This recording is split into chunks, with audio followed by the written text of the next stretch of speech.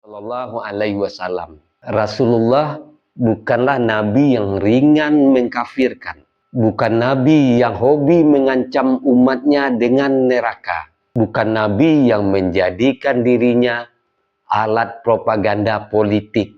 Beliau adalah nabi yang disebut Allah sebagai rahmat bagi semesta alam, menangis hanya karena memikirkan umatnya, bahkan kepada orang yang menyakitinya, dan beliau tetap memaafkan bahkan mendoakannya.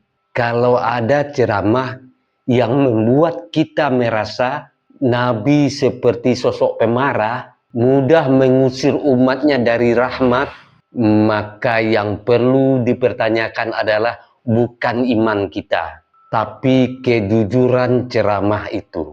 Dan sekarang kedua, soal hadis yang dipakai untuk mengancam, perlu saya sampaikan dengan tegas dan jujur. Tidak ada hadis sahih yang secara utuh dan jelas mengancam rakyat biasa dengan pengusiran dari telaga Nabi hanya karena membela dan tidak membela seorang pemimpin.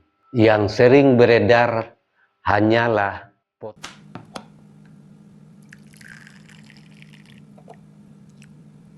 Sahabat ngopi dulu.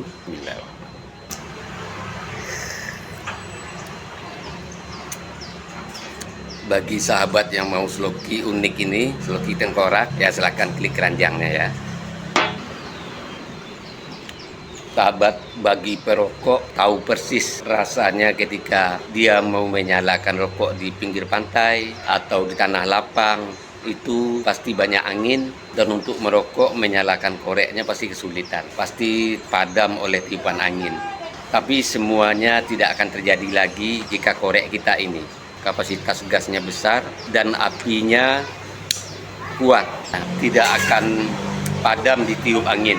Jadi jika sahabat ingin korek seperti ini, cek di keranjang produk.